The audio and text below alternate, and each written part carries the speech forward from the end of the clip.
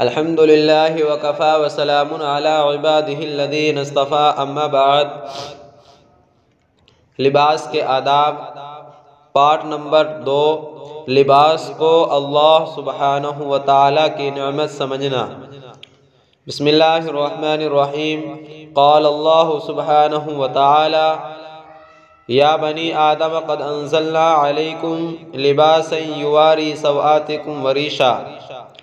اللہ سبحانہ وتعالی کا ارشاد ہے، اے آدم کے بیٹوں اور بیٹیوں، ہم نے تمہارے لیے لباس نازل کیا ہے جو تمہارے جسم کے ان حصوں کو چھپا سکے جن کا کھولنا عیب ہے، اور جو خوش نمائی کا ذریعہ بھی ہے۔